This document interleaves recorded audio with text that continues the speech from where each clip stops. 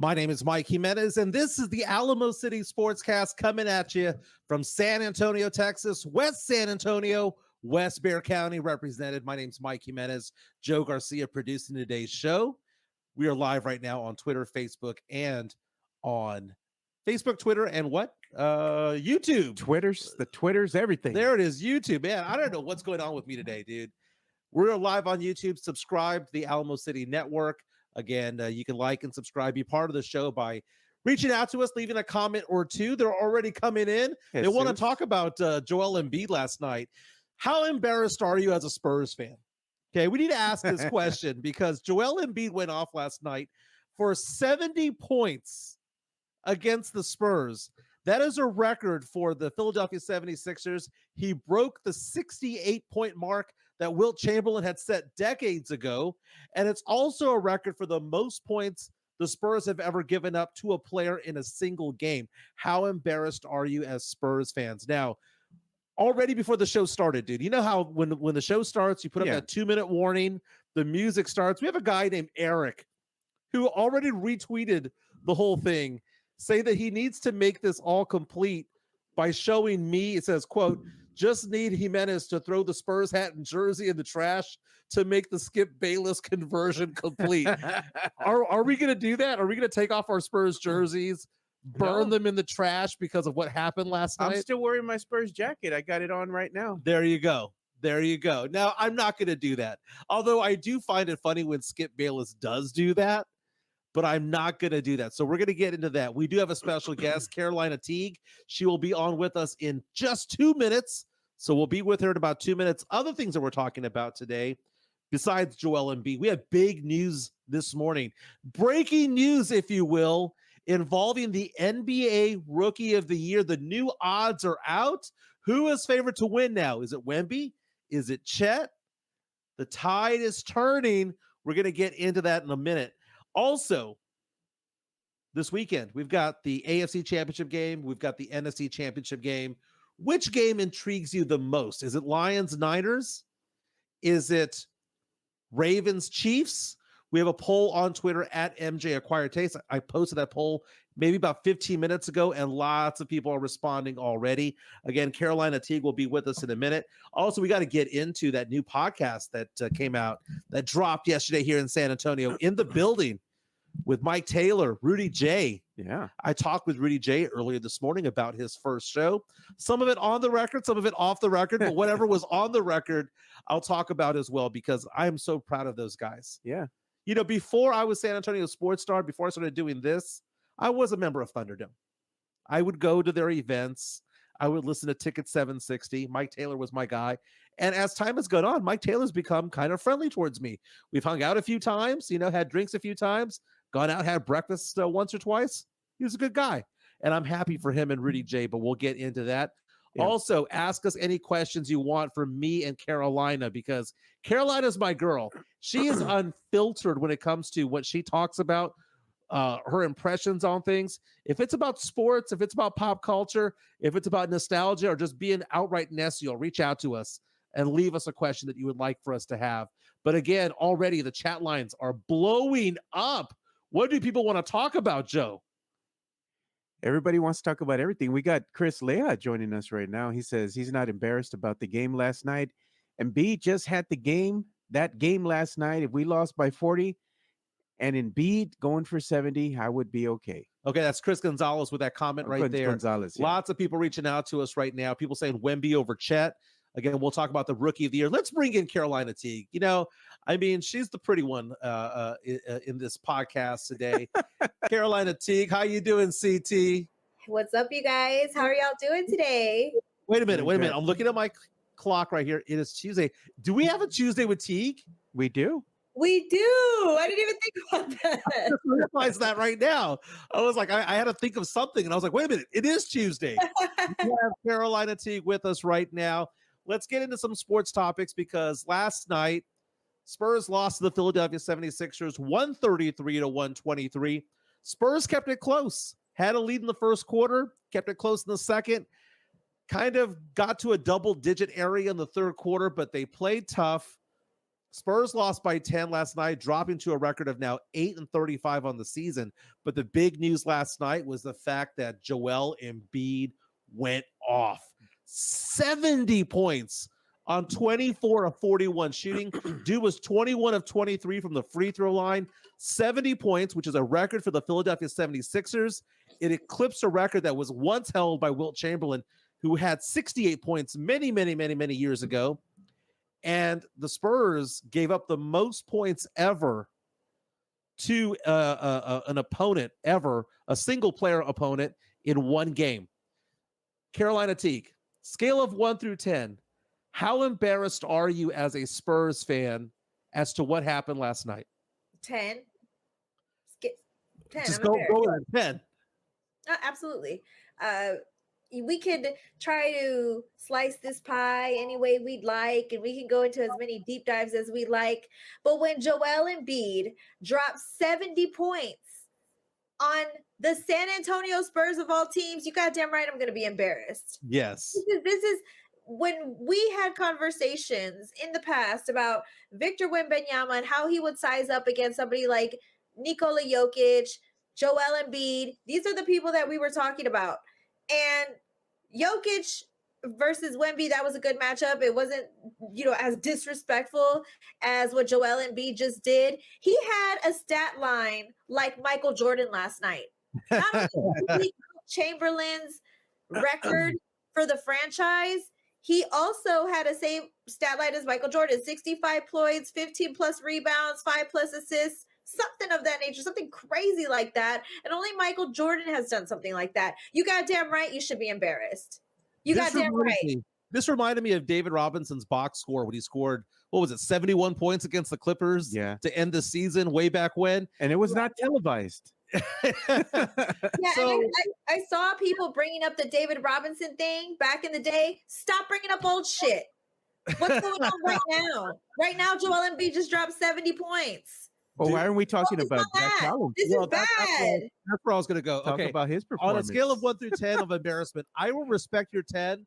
I'm going to say that it's about an 8. Okay, for me, because the Spurs at least kept it within 10.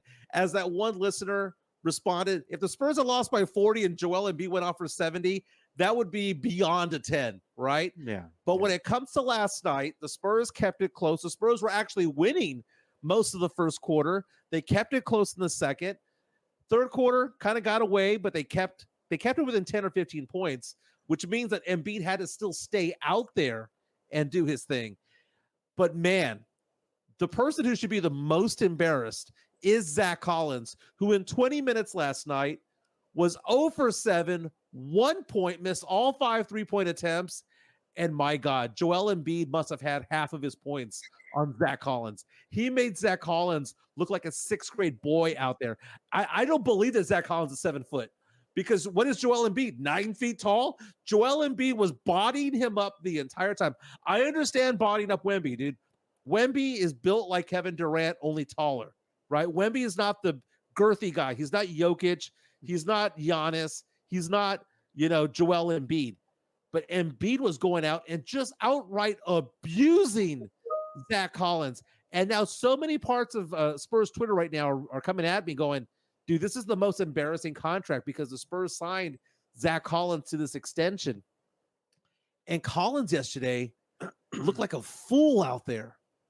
He looked ridiculous out there. Hey, we got a comment here from the Drew Show. Yeah, and I want to get into this in a moment.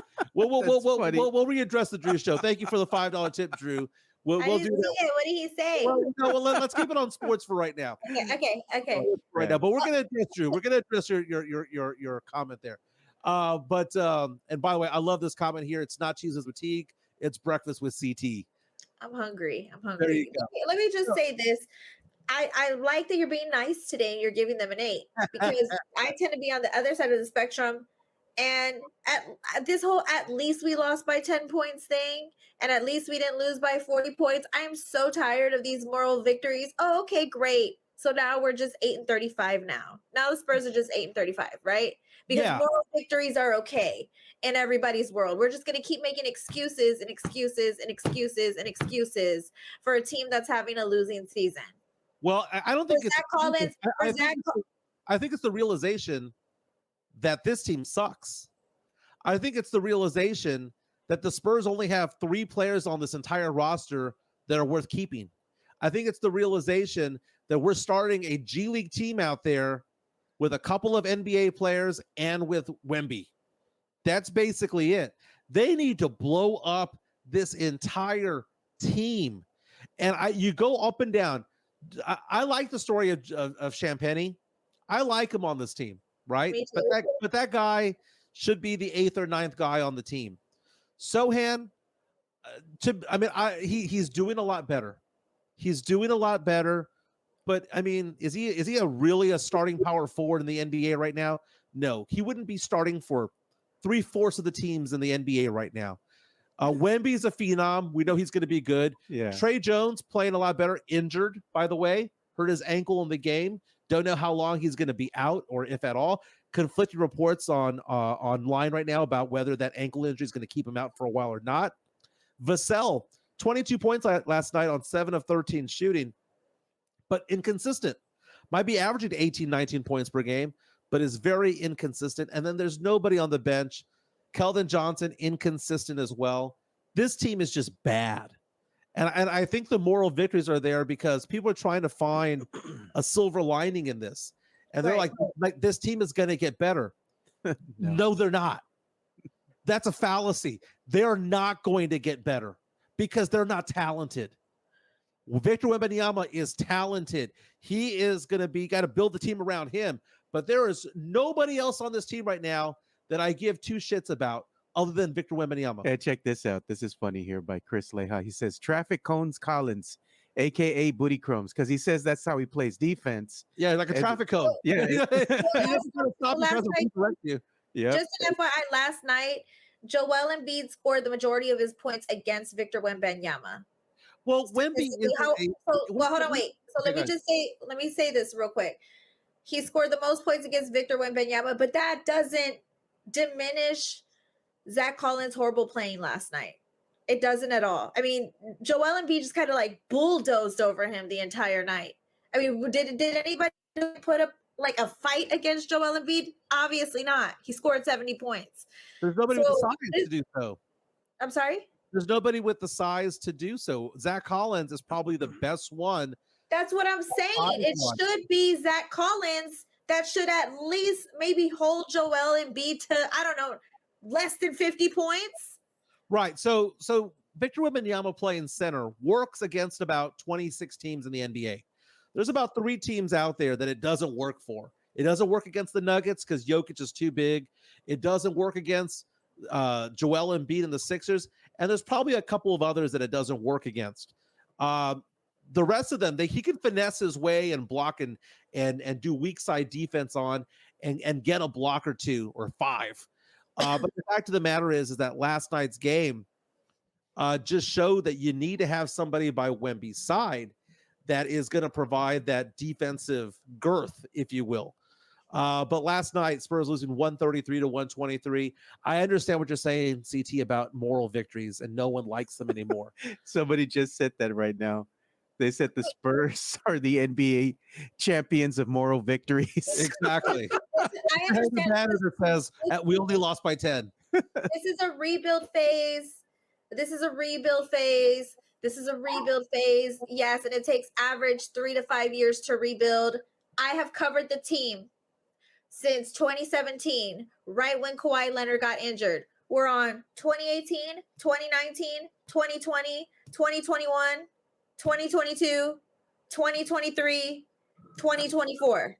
Yeah, no. But where are we? So at what point do we say, hey, let's get our heads out of our asses and stop making excuses?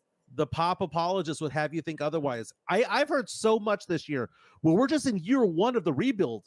Well, then what the hell was going on the last 4 or 5 seasons? What was going on after Kawhi left? I understand everything was a shit show because Kawhi left. But let's stop making excuses and let's stop saying, hey, we're in a rebuild phase. At what point do you start looking at the organization and you start saying, hey, what is going on with the organization at this point? Because something isn't working. They got a lot of picks for years to come. But other than that, what has happened lately that can make this team into a winning team? Devin Vassell has been on the team for a while. Keldon Johnson has been on the team for a while. They have moved pieces away that were really great pieces. Derek White was moved away. I don't care how you feel about DeJounte Murray. DeJounte Murray was moved away too. Was he the guy? Probably not. But with Victor Wembanyama, it would have been great. Now, we can talk about how the trade would have never happened if DeJounte, whatever, right? All I'm trying to say is, are these bad moves of the GM, Brian Wright, that's making this team not successful? Is it Coach Popovich now that's the issue? And at what point do Spurs fans as a collective get together and say, hey, this is not the way, y'all need to do something about it? Because there's other teams with other leagues that understand when a losing season is happening for year after year after year, everybody as the collective goes after the organization and then they make changes. Pop is the issue. He is by far the issue. Just like with the Cowboys, it starts at the top. Jerry Jones is the number one reason. Pop is the issue. Because you mentioned some of these names after Kawhi got hurt. I'm looking at the 2021 season of the Spurs, right? That ended in 2021. This was a roster that went under 500. So we're going to expect Pop to somehow make this team magically a winning team when he couldn't make this roster a winning team. He had LaMarcus Aldridge, right? He had DeMar DeRozan in his prime. He had DeJounte Murray, Jakob Poeltl. He had a young Devin Vassell, a young Lonnie Walker. He had Derek White. And he couldn't turn that team into a winner, not even a 500 team. And we're going to expect him to turn a Keldon Johnson, Devin Vassell, Jeremy Sohan, Victor Wembanyama team into a winner? Bullshit. It ain't going to happen. Pop has sailed, dude. That he has been washed for years. And I will give Pop credit for this. Pop did have the ability to change with the times. That 2014 and 2013 teams were so much different compared to the ones that won rings in 99, 03, 05, and 07. He evolved, right? Incorporated the three-point shot and all of that stuff. But after that, the second that Kawhi Leonard landed on Zaza Pachulia's ankle, rolled his ankle and landed on his foot, Pop was done. Pop could not evolve from there, and he's not going to evolve. Pop is turning 75 years old this week. 75. He is the oldest head coach in NBA history by 4 years. Hubie Brown had that record. He got out at 71. Pop is going to be 75 years old this week, and he's still there. Do you know how stupid that sounds? That sounds as stupid as having an 81-year-old Jerry Jones be the general manager of the Dallas Cowboys. That's how stupid that sounds. I love Greg Popovich. He is the best head coach of all time. But I stand firm when I say this, and this is probably not going to rub him the right way if he were to hear this, or the Spurs organization. But any other coach would have been fired by now. 100%. Yeah. Any other coach. And that's a fact. Think about every team with shitty records. Any other coach would have been fired by now. Because he's the most winningest coach of all time, that is why he's still here. So I hope with the next 5-year contract, he really develops this team. If not, then what are you guys doing at this point? That's how I feel. So, and then one more thing. When it comes to being in my feelings, that's what one of the commenters said, Matt Lerma, I'm in my feelings. You goddamn right I'm in my feelings. Yeah. Because Joel Embiid just dropped 70 points on the Spurs. And if that doesn't make you mad, then maybe you don't like basketball the way you say you do. Maybe you're not passionate about your team like you should be. You think that Victor Wembanyama just saw Joel Embiid drop 70 points and was happy in the locker room? Or do you think that it made him a stronger person? Victor Wembanyama is very competitive.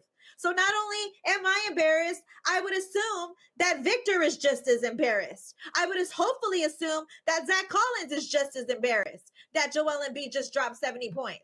And if they're not, whoever's not embarrassed, whoever's not upset, shouldn't be on a basketball team that's trying to win a championship. Because anybody who's a true competitor would understand that last night's performance was completely unacceptable. Chris Leha reaching out to us right now on our YouTube chat line. You can be part of the show by liking and subscribing to us on YouTube. And again, you can leave your comments. Leha says if Becky couldn't coach these guys up, everyone would have gone after her, even if it was Ime. They were going to turn this squad into a winner because the talent ain't all that. Okay, well, first of all, here's the thing. I firmly believe a younger coach would have gotten to this team a lot better. And the pop apologists out there are out there saying, well, he's one of the GOATs. He's going to figure it out. He's got that fire. Oh my God. Whenever I see a clip of Pop, coaching and all he's saying is, you got to be more aggressive.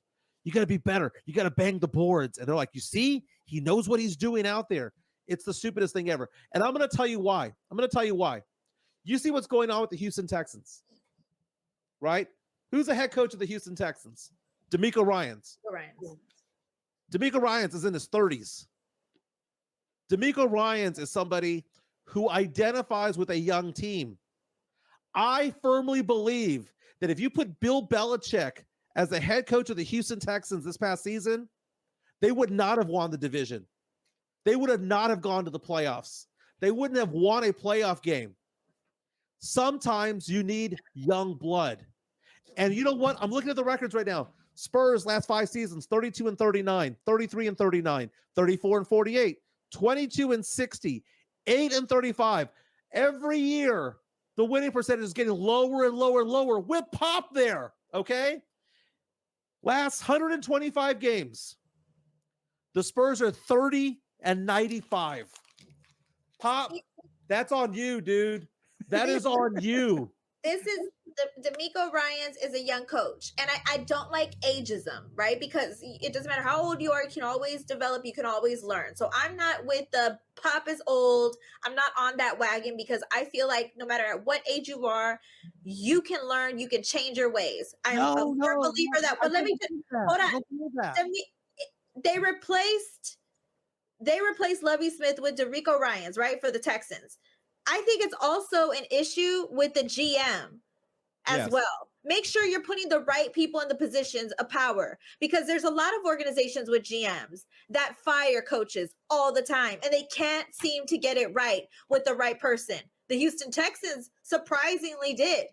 So maybe the issue is Brian Wright. Maybe. Matt Lambert reaches out to us, Pop apologist, saying, quote, Mike is like, no, ageism is real. It is real. You know how real it is? Right now, we're going to be voting for a president that's either going to be Donald Trump or Joe Biden. Both of those motherfuckers should not be president. Okay? Both of them. Because we should not have 80-year-old presidents. I don't care how experienced they are. We shouldn't have that shit. And you shouldn't have a 75-year-old head coach of an NBA team. We have a $5 tip coming in from the Drew Show saying Pop has wormed his way into becoming the de facto owner of the Spurs. NBA has rules against owners coaching a team for a reason. We need new ownership. Well, we don't need new ownership. We just need that ownership to take control of what's going on. And the fact of the matter is that this isn't ageism. How can you have a 75-year-old relate to 19-year-olds? A room of 19-year-olds. It doesn't exist. I go back to the fact that when Greg Popovich took over this team 28 years ago, 1997, I believe, and they ended up getting Tim Duncan. The age difference, okay, 75 years old minus 20 some odd years. Pop was in his mid-50s when he got a 22-year-old Tim Duncan. 30-year age difference. That's a father-son type of thing. Now you extrapolate that. The players are younger, now 19 years old, 20 years old, and Pop is 75. You've gone from a 25, 27 year age difference to a 55-year age difference. Greg Popovich is 55 years older than half this team. I don't care how experienced you are. I don't care if you're the GOAT. I don't care if that was Phil Jackson in there. I don't care if that was Pat Riley in there. They don't need that. You know who they need? They need a younger guy like an Eric Spoelstra. They need an Ime Udoka. They need Becky Hammond. A Becky Hammond. That is what they needed. Thank you so much for the tip there, Drew Show. But I think you're right. There needs to be a change, but I don't think the ownership group is the change. The ownership group just needs to take control of this team and realize that the ship is sinking. How many other teams out there? How many other coaches? You're trying to tell me that the Spurs are 8-35, that Becky Hammond couldn't have gotten 9 wins from this team. You're telling me that Ime Udoka couldn't have done it, or Mike Budenholzer, or whoever else is on Pop's family tree. Oh my God, I'm going to have to go get some Delta 8 to get me to calm the F down, because I was happy getting into the show. But just thinking about Pop being the coach of this team for 2 or 3 or 4 more years and seeing Wemby walk out the door, I would say that at that point, Pop's name, which oftentimes like the players go on the rafters, if that happens, he does not belong up there. Hey, look, we got a comment from Pledger. James Pledger. So Pledger says, yeah, old sucks. KC should get rid of Andy Reid. Sarcasm. Well, here's the thing. Andy Reid, and there's going to be how old is Andy Reid? Let me look that up right now. Andy Reid's in his mid-60s. He's in his mid-60s. So I'm never going to subscribe to the whole, he's too old, he can't relate to the players, because the players have always come out and said, we love Pop. Pop is great. What else are they going to say? We hate him? Yeah, the Drew Show tipped us 5 again. Every player, even Kawhi, loves Pop. I mean, I don't think they hate him. I just think what the issue is putting the right pieces, making sure everybody's talented. Coach Pop, too, has made a lot of mistakes. Somebody needs to make really tough decisions there, and the ownership is not doing that. You see organizations like the Cowboys, for example, where the owner does too much. Well, in the Spurs instance, I feel like the ownership does too little. They're allowing for the coach to have the most control, or the GM to possibly have the most control. I feel like the balances of leadership are not even. I feel like when you think about the ownership of the Spurs, I think of Pop first, then I think of Brian Wright, and then the last thing on my mind is the people who actually own the damn team. Right. I agree. And Drew Show has been reaching out to us saying that the ownership group, I loved his line saying that at this point, Pop is the Pope. He's going to be, he's there until he either decides to leave or he dies, right? Like the next head coach of the Spurs will be decided, and ultimately the announcement will be made because of white smoke coming from the Frost Bank Center. Oh my God. Somebody said the coaches should have term limits. I thought that was hilarious. Oh Lord. Okay, so the thing about it is that the Pop apologists out there are saying, I can't believe you're saying this, Jimenez. You're an ageist. And yes, I am. In this particular sense. Now, are there coaches out there that can do various things? So, for example, James Pledger of San Antonio Sportscast, Extra Innings, listen to it. It's Monday through Friday, 6 p.m. He said, Andy Reid. Well, that's great. Last time Greg Popovich was in the NBA Finals and was worth a damn as a head coach, he was Andy Reid's age. Andy Reid right now is 10 years younger than Popovich. What were the Spurs doing 10 years ago? Winning rings or going to back-to-back championships. You say that right. It's not rings. It's ranks. There you go. Ranks. Hey, look, let's read this comment real quick by the Drew Show. He had put, don't need new ownership. Then who will force Pop to step down or step back? He runs this team as if he owns it. He is allowed to new ownership because he is allowed to new ownership. So I didn't say they should have new ownership. I'm just saying the ownership doesn't pop in my mind ever. No, I feel like they don't run anything. Do you think Brian Wright is the actual GM or is it really Pop? Pop. See, and that kind of concerns me a bit because let's go. The Spurs lucked into getting Wemby. They obviously tanked last year. 14% chance they got Wemby, right? But then you go back in time to the fact that Pop did not want to play Keldon. He didn't want to play Devin Vassell.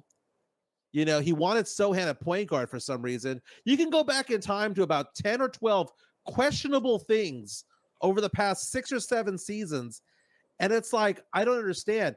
Again, he had a team that had LaMarcus Aldridge, DeMar DeRozan, that had Rudy Gay, which was a pretty decent player back then, had Patty Mills, DeJounte Murray, Jakob Poeltl, Devin Vassell, Lonnie Walker, Derek White.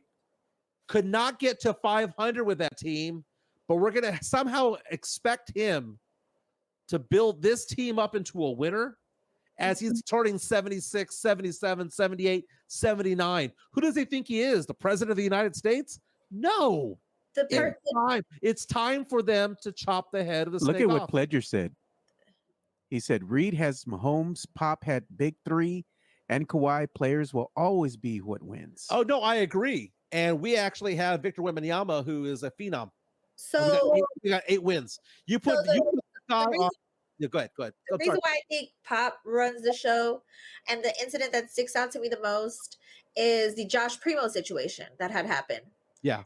And when everybody was trying to figure out what was going on with Josh Primo, the details regarding the indecent exposure alleged incident, everybody had a lot of questions. And in the press conference room, Pop came out and answered the questions. Why wasn't it Brian Wright? Why is it the coach answering questions about sexual assault allegations? Why isn't the GM right next to him answering these questions?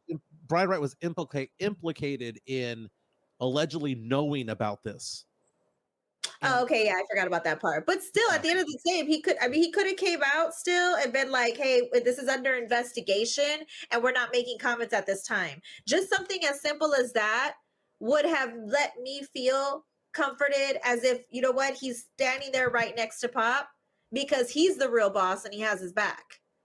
Agreed. Or even just sitting next to him would have been huge. To make it seem like we're all in this together.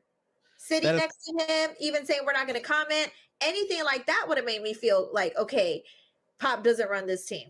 But that gave me Pop runs this team.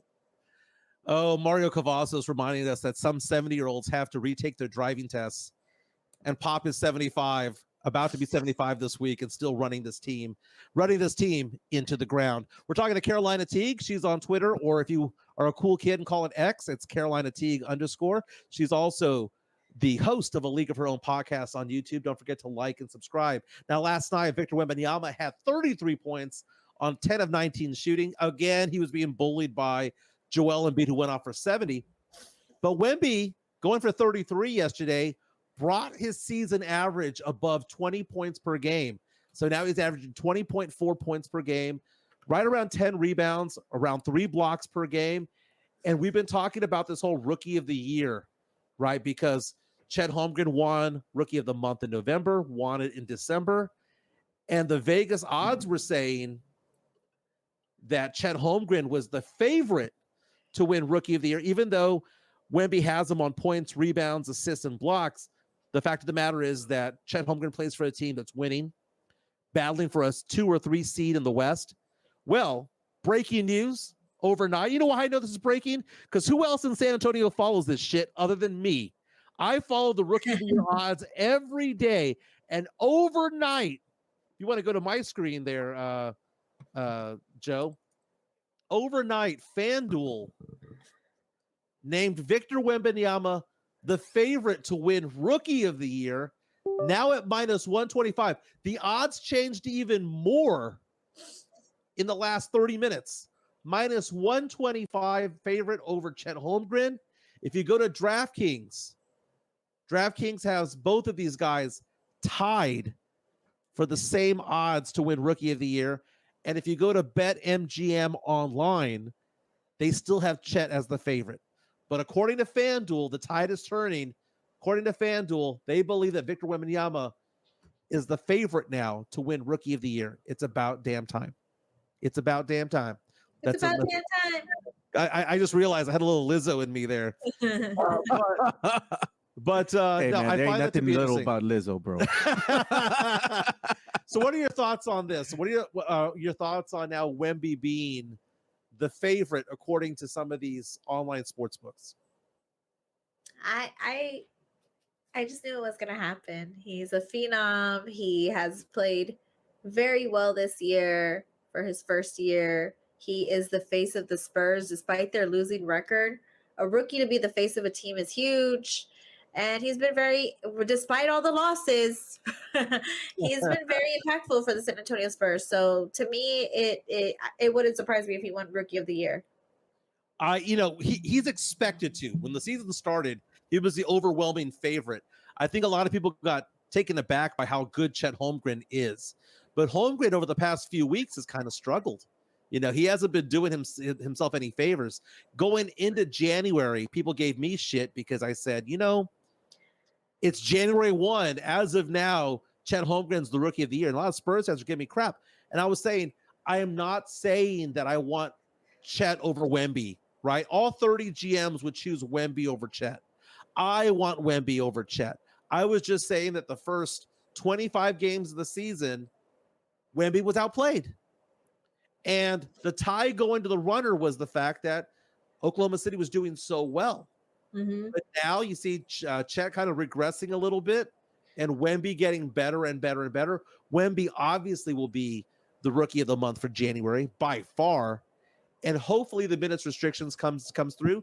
Follow Jeff Garcia from Locked On Spurs and Ken's 5 at Jeff G Spurs Zone, because he keeps asking the question, when is this minutes restriction going to go away?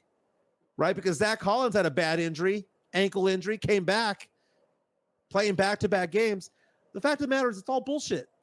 It's just all load management. It's all that it is. Carolina's got an admirer here. They Caps 210 says, damn, Carolina hot. Damn. Call the police and the fire. I have a meeting in 2 minutes, so I have to get going. But this was really fun. I'll say real fast before I let you go. This weekend, we have a poll question at MJ Acquired Taste on Twitter, asking the question: if you have one game to watch this weekend, Ravens, Bills, Ravens, Chiefs, or Lions, Niners, which one do you want to watch? Chiefs versus Ravens, for sure. I mean, and by the way, this is really exciting. You got 2 1 seeds. You got the former Super Bowl champions of last year, and then you have the grit of the Lions. So that's going to be really fun to watch. But I definitely would go with the AFC, 100%. I want to see Patrick Mahomes versus Lamar Jackson. And last question, Drew showed earlier, tipped us $5, asking the question, why have you not set me up with either A, a friend, or B, one of the hotties in the wrestling league that can push me around? Because you can't handle wrestling women. Like, I don't, like, they're no joke. Like, you cannot handle them. I don't want to handle them. I want them to handle me. You know what I'm saying? You know what? They will handle you, but then they're going to send you home crying. Like, they're not to be messed with at all. The comment says from Drew Show, $5 tip. Y'all gotta go to the damn wrestling shows. If y'all want a wrestling girlfriend, go to the wrestling shows. How about that? Start there. I'm not gonna hook you up. Hey, I got a wrestling friend that might like you. No, hey, we can hook up wrestling show. Let's hook up Mike with Baby D from RCW. If you know, you know. She's one of those wrestlers from way back in the day. Okay, well, first of all, Carolina told me about the show, about her the wrestling here in town after it was sold out, and she was like, "You can go general, you can go standing room only." I'm an indoor dog. I need a seat. I don't want to hear no excuses. Come to the shows. You come to the show, you might find a wrestling girlfriend. You know what? The next show that you're gonna have here in town, we're gonna want you on here to not only mention it but promote the living shit out of it. Maybe we get one of the wrestlers on and have them talk about the show and what they can do, what they like to do out there. Yeah, but we got to go to the show too. February 22nd. It's RCW's birthday party.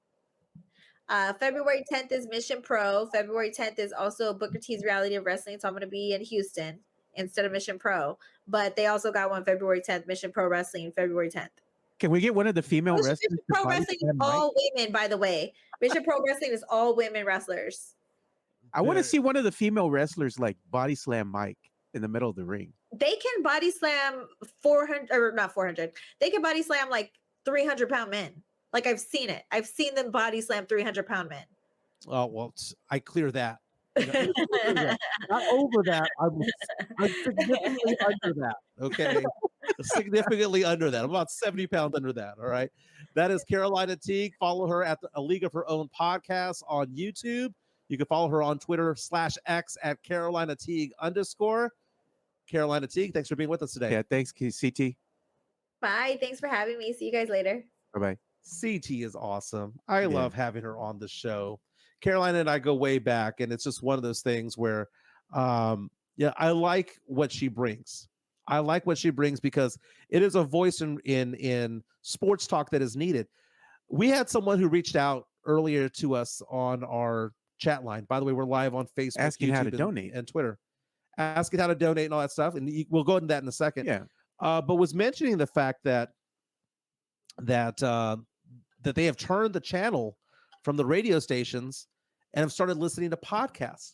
Yeah. And it's very important for our listeners right now to do what we do and retweet it, put it on their Facebook page, talk to their friends about it, encourage people to send out the subscription link to our YouTube, because every time I go on to our YouTube, every day I see that we get another 1 or 2 subscribers.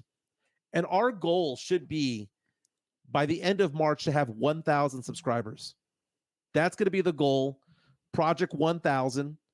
And again, we got this going about 4 or 5 months ago, but I got derailed by some personal issues. Yeah. But now we're back and we're doing this daily. We got derailed by COVID, but now we're doing this on a daily basis, Monday through Friday.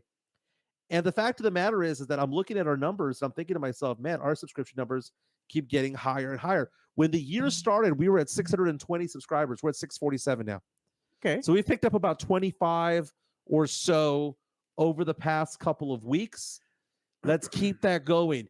Tell your mama, tell your friends, tell your dad, tell your girlfriend, tell your boyfriend, tell a coworker about us, because it's not just us, but it's also the Mike Taylor Show. Because yesterday we had the beginning of In the Building with Rudy J and Mike Taylor. Oh, yeah. Dude, it was great. It was great. And they go on at 11 o'clock. And fantastic show. When our show ends, if we go over 11, that's perfectly fine, because you can always go onto the show on YouTube and rewind. So you don't miss anything, right? But someone mentioned to us on our YouTube stream the fact that they've turned the radio off to come to the podcast. I was talking to Rudy J earlier today. And as Rudy J, I worked with him at San Antonio Sportscast. I did dozens of shows with him when I was doing halftime. Yeah. And I was talking to Rudy I was like, hey, man, I'm calling you. I'm your friend. You're my friend. But I want some of this on the record, want some of this off the record. But on the record, what did you think about yesterday's show? And he was telling me that he was nervous and that he was actually happy about it. But the fact of the matter is that because he knows Mike Taylor so well, and that they've done stuff before in the past, that it was easy to kind of transition into all that. And he and I were just kind of chatting it up. And Mike Taylor brought up something on that show yesterday, saying that he believes that Rudy J should have been the star at San Antonio Sportscast, that they should have promoted him as such. And I told Rudy, I said, dude, just let you know, when Mike said that, I was nodding up and down. Yeah. They should have done that. They should have made it where you had a star of the network. And I believe that should have been Rudy J. And we were talking about podcasting. I'm like, yeah, my show doesn't really interfere with your show. Your show doesn't interfere with ours. But I was talking to him. I was like, Rudy, think about it. 6 months ago, who were the 3 most talked about people on sports talk radio in San Antonio? I'm not saying the best. I'm not saying whatever, right? Everyone does a good job. But arguably, you could have said Mike Taylor, you could have said Rudy J, and you could have said the nonsense that was halftime. Because my comments would oftentimes percolate for days all over Sports Talk Radio and all over Spurs Twitter and all over that. And I was saying, isn't it interesting that we're doing this, that we're doing podcasting? Yeah. And Rudy was like, dude, this is going to be so much fun. We're going to be able to do various things. And he was telling me some things off the record as to what they're doing over there.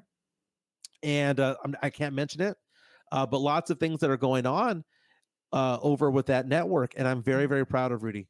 He's a good man. Mario Cavazza says, if you get to 1,000, you guys need to do a bit like Mike did with the mullet haircut. Yeah, because Mike did that with the 3,000 subscribers over there. And he got the Marbach cut. He did. He got a mullet, right? He got a mullet. DJ LG got the Marbach cut. Yeah. Yeah. 1,000 might require me to do the Sohan hair. Something to that effect. Keep in mind, I do have a day job. I do have my financial practice. But I'm very, very excited about where podcasting is going, because I think that Rudy J is the jolt that was needed here with local radio, a local sports talk. And again, between the hours of 10 a.m. and 2 p.m., there's nothing local that does anything. You know, you'll be listening to the Colin Cowherd show. You'll be listening to the Jim Rome show or Greeny or whatever the case may be. Yeah. If you want local content, you got to go to YouTube and you got to tell people what we're doing and actually advocate for us, because there's only so much that we can do to advocate for ourselves. We need our listeners, our subscribers, to grow our subscription base. So as we grow, we'll be able to do more things here for you, the fans, you know. So we appreciate you guys' support here, you know, and helping the show grow. Jesus Rivero, show Joe the same amount of love. He's the GOAT. Thanks, Jesus. Oh, and Matt Lerman says, just wear a hat at work for the hair. Yeah. Hand of a fist asking the question, doesn't 1,000 subs get you monetized? It does. It does. But then also the number of viewing hours. We hit the viewing hours. Oh, yeah. We hit the viewing hours easily when it comes to things. We need to be a little bit more focused on the actual Spotify's of the world and stuff like that. We do have access to that, but we need to promote that more, man. And that's what I'm working on that website for, so we can have a centralized location where everybody can go and see all the content that we're doing across the board, because we're going to be doing more shows, be doing some Twitter spaces and a whole bunch of other various things that are going to be happening this upcoming year. And the website is going to be the hub for that. So it's going to make a big difference in where everyone can say, oh, I didn't know you had a podcast on Spotify. I didn't know you could be reached here. Well, they're going to know now. Yeah. Different ways of catching us. We need to be part of the community a little bit more. Some people reached out to me yesterday on Twitter saying, are you going to be part of Mike Taylor's barbecue? I'd be more than happy to go. I'll make sure that he's okay with me being over there, but I'll bet whatever things that he does to benefit the community, I'll be out there. But we do sports, we do pop culture, we do nostalgia. Can you share my screen right now? Yeah, I'll do that. Let's do a little bit of pop culture. This just dropped literally 14 minutes ago on TMZ.com. It's our girl Selena Gomez, Spurs fan Selena Gomez. And the headline says, Selena Gomez talks body changes with old bikini pic.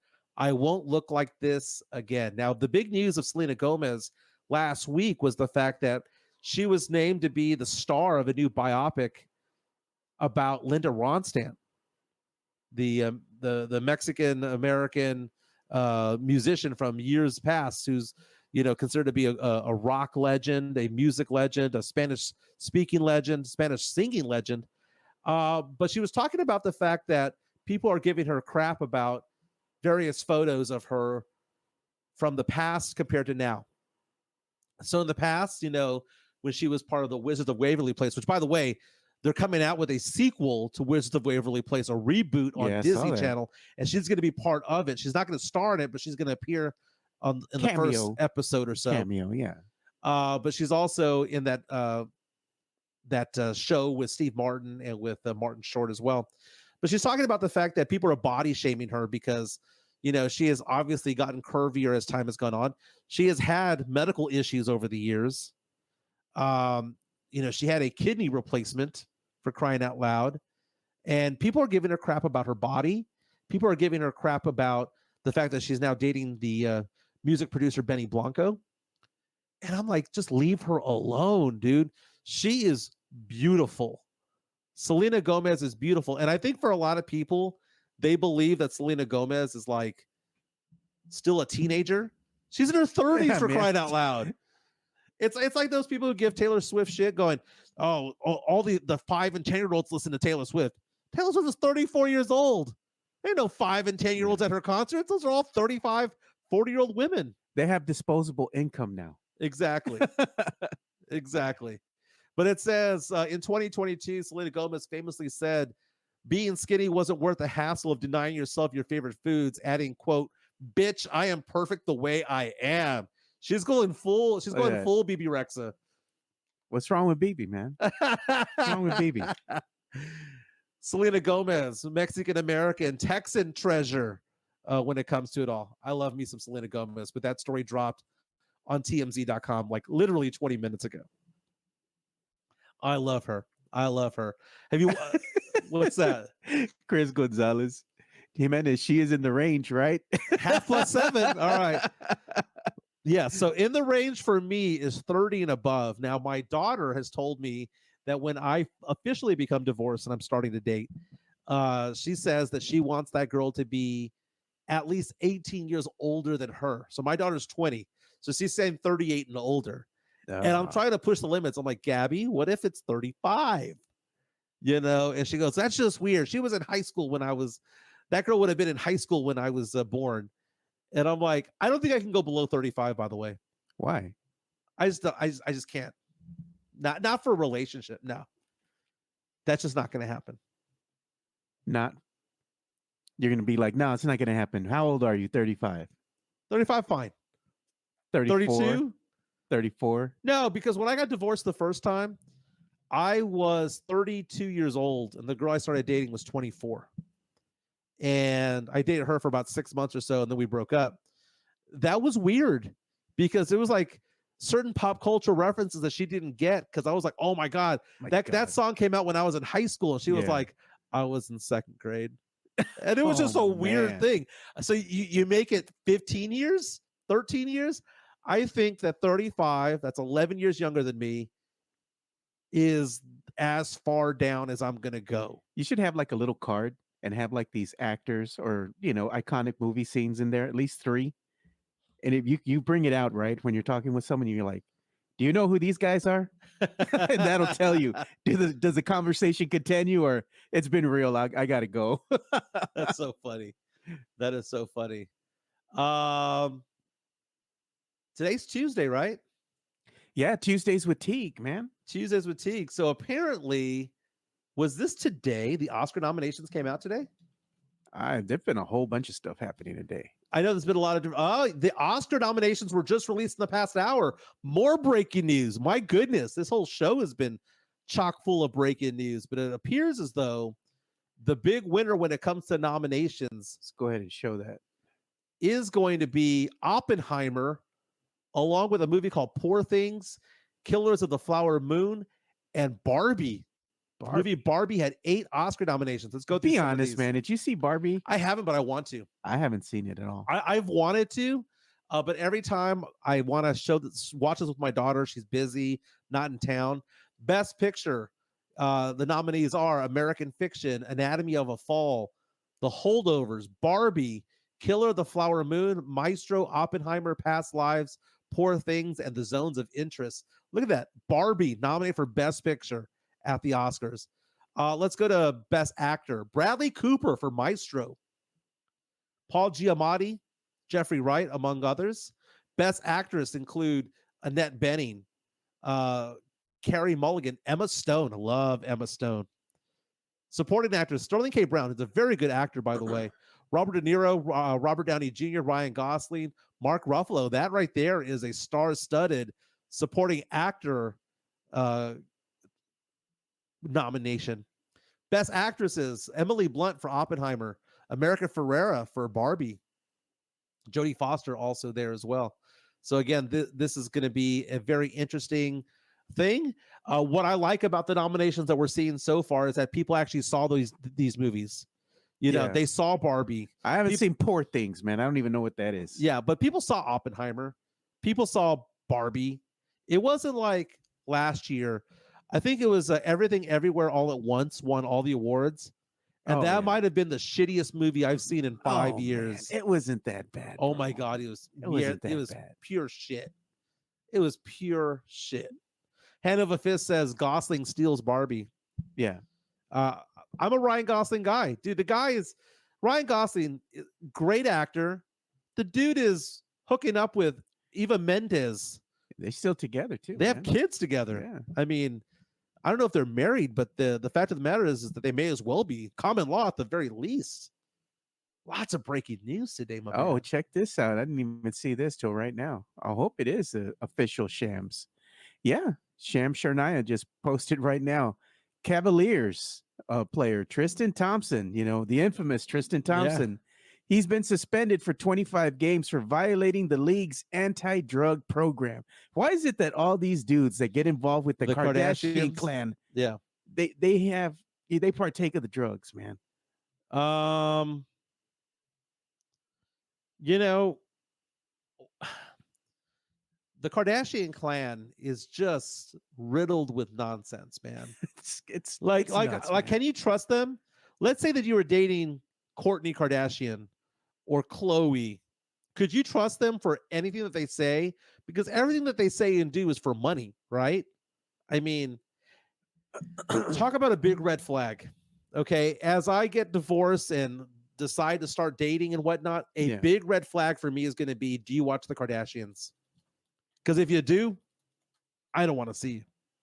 That's a big red flag for me. Same thing goes with Real Housewives of fill in the blank as well. Hey, somebody had a good question right here. Check this out. And this is big news, actually. Chris Gonzalez says, hey, what do we think? You and me think of WWE Raw leaving cable TV and going to Netflix 10 years for $5 billion.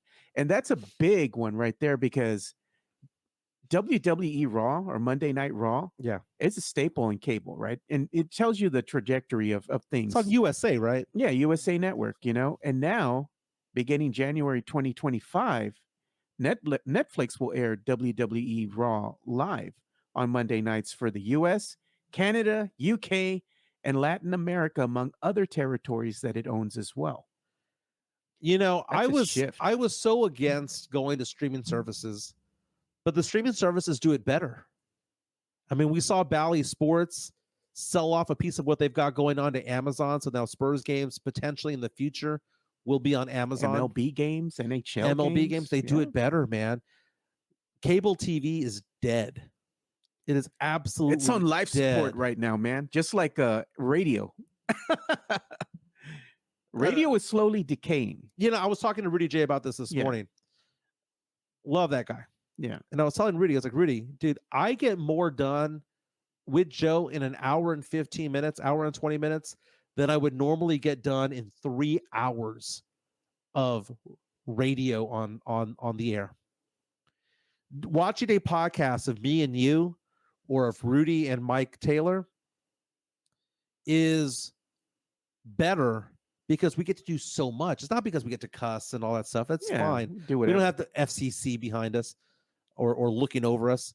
But it's just we get so much done and we can talk about so much and open it up. Because I was telling Rudy, I was like, radio is like this, man. Top of the hour headlines. The Rangers won. The Cowboys are looking at this person in the draft and blah blah blah blah. And then you have to talk about sponsors. All the time. You got to talk about sponsors, and you got to talk about this. You got to talk about that. You got to do all this stuff, and then you got to do teases, and then you have to talk about the Spurs at a certain amount of time, Cowboys a certain amount of time, because if not, you get in trouble. Yeah, and all of that stuff. And I'm like, over here, we can just talk bullshit for an hour and 15 minutes. Nothing wrong with sponsors. We need sponsors here at the Alamo Sports Net podcast. If you want to sponsor this show, please reach out to us. I'm at MJ Acquired Taste. Joe is at Two Shots Podcast on Twitter. We would love to have your sponsorship so that we can promote your shows, promote your content, promote your business. Go out to your business. We've had in the past Mudslingers. We've had in the past Mad Pecker Brewery, MCS General Contracting. Cynthia J. Sanchez of the Realtor was also Real Estate and Serenity Manor. Serenity Manor has also done this. Everybody always says Serenity Now from Serenity Seinfeld. Now. Exactly. Chris Gonzalez is down and says, radio TV, you can get a lot done in 45 minutes, but the movies are going to go for 3+ hours. As I was telling Rudy, I was like, Rudy, we get so much content in and no one gets to tell us what we're going to do. We don't get judged on who our guests are. Speaking of which, what guests do you like? And I'm asking this to the people who are on our chat line right now. I'm sure Carolina Teague is loved by our listening audience. Oh, yeah. But we've had in the past Anthony Pittman. We've had Jeff Garcia. Don't forget to follow Jeff Garcia from Locked On Spurs and Ken's 5. Your daily content when it comes to San Antonio Spurs. I follow on YouTube. I follow on Spotify. Joe and I are oftentimes guests on that show. Jeff just retweeted something, and I don't know how official this is, but it says the 70 points that were scored by Joel Embiid, 23 of them were on Zach Collins, 16 on Wemby, 8 on Sohan, 2 on Keldon. The rest were free throws. He went to the free throw line a lot, dude, and knocked them down. Dude, speaking of which, last night I officiated a basketball game. Two of them, in fact, over at Brennan High School. I officiated the Antonian High School versus Brennan High School boys freshman and JV last night, and it was my first game since I had COVID. How did you hold up? Dude, I was afraid, man. Are you shaky? First game, I was perfectly fine. The problem with Brennan High School is that they don't have a place for us to go to the restroom. You know, like the boys' gym is so far away from where we actually play. So there I am going into the public restroom in my stripes. And I noticed there that this guy looks very, very familiar to me. And I realized that it's my friend's boyfriend. And he was like, "Hey, what's going on, man?" And I'm like, "Oh my God, your kid's playing." So it was weird officiating a game yesterday where I knew the mother of one of the players. Oh gosh. And I called him for an offensive foul. And after the game, the mom's boyfriend came out to me and I said, "Hey, was he number 20? And he goes, "Yeah."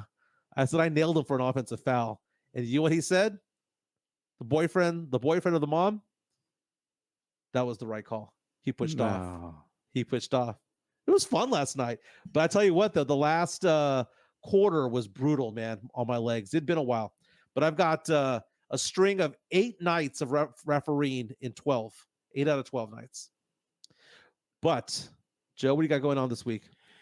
Just looking forward to going to that Spurs game on Friday, man. With the floor seats, I already invited the last person. I'm waiting to hear back from them. We do have Christopher Leja joining us. We got four tickets. We're going to be sitting courtside, 5 rows from the floor. You know, we'll be over there in the the plexiglass tunnel to be able to see the players. Hopefully, we get some good shots of Wemby and stuff. So, looking like it's going to be a good time, man. I'm looking forward to it. My first outing since COVID. You know, I've been here in the house just chilling and recovering. I mean, we're fully recovered already, just residuals, little stuffy nose, but that's about it. Looking forward to getting back out and mingling with the people, man. Chris Leja reaches out to us saying, "Shout out to my guy, Joe G, for the invite." Yeah, always, man. Take care of my peoples. I'm looking forward to it, man. I'm looking forward to it. He said, Chris Leja, man, I talked to him last night, right? We're talking late at night. Yeah. He says, "I'm going to talk mad shit about Collins. I'm going to get kicked out." Did you see Spernandez post a video of his girl getting an autograph of Zach Collins? And he's like, she's there smiling, taking a photo with him. And he's there going, "She loves you. She has a crush on you. She thinks you're hot." And I was there thinking, man, if I was Chicana Fuerte, I'd be like all embarrassed. Oh no, dude. She probably loves it, dude. She's a big Zach Collins fan, dude. Yeah. She's always telling him, even when he was sick, she's like, "You need a Latina in your life to make you a caldo and rub the Vicks on you." She got a little smile out of him. Spurs back in action tomorrow night, Wednesday, against the Oklahoma City Thunder. Chet Holmgren coming to San Antonio. This game is nationally televised. It's a late tip-off, an 8:30 tip-off on ESPN. By the way, we're talking about the Oscars and who was nominated. TMZ just dropped an article right now talking about which stars were snubbed. And they were saying that the biggest snubs include Leonardo DiCaprio for Best Actor, along with Zac Efron, who was in The Iron Claw. Was he Carrie Von Erich in that? I think so. I gotta watch that, man. I think it's almost available on the streaming services for free. Yeah, almost available. They were saying others that were snubs include Julianne Moore and Natalie Portman, Tiana Taylor, and Margot Robbie. Barbie herself got snubbed, apparently. Jeez. Very, very cool, man. Very, very, very cool. This has been a fun show. We'll be back tomorrow. We're going to listen to Mike Taylor. Going to listen to Rudy J in the building. We got to have them on the show. We got to get Mike Taylor or Rudy J or both of them on at the same time. We got to figure that out. Yeah. Man. Maybe we get them on remotely because they're going to be getting ready to do their show. Maybe we could get them on for a segment. A segment, a remote segment of what they've got going on. Yeah. They're great guys. And again, you listen to our show and then you go off to listen to their show. If you listen to it on YouTube, subscribe to them, subscribe to us. But if you go over there, all you got to do is hit rewind and the show starts all over again. You don't have to wait for the show. You're not going to join in progress or anything like that. Hey, shout out again to Carolina for joining us, man. I know she had a meeting for work, so Yes, she gave us as much time as she could. So shout out to you, Carolina. Thank you. that is cool. That is cool. Got to get to work. My name is Mike Jimenez. That is Joe Garcia. Again, don't forget the like button on the way out and let people know what we're doing. Share what we're doing. Okay. Get us to 1,000. We'll go celebrate someplace. That's what we'll do. We'll go to Mad Pecker or someplace and celebrate getting to 1,000 followers. But my name is Mike Jimenez for Joe Garcia. This is the Alamo City Sportscast. We'll be back tomorrow. See you, boys. Peace.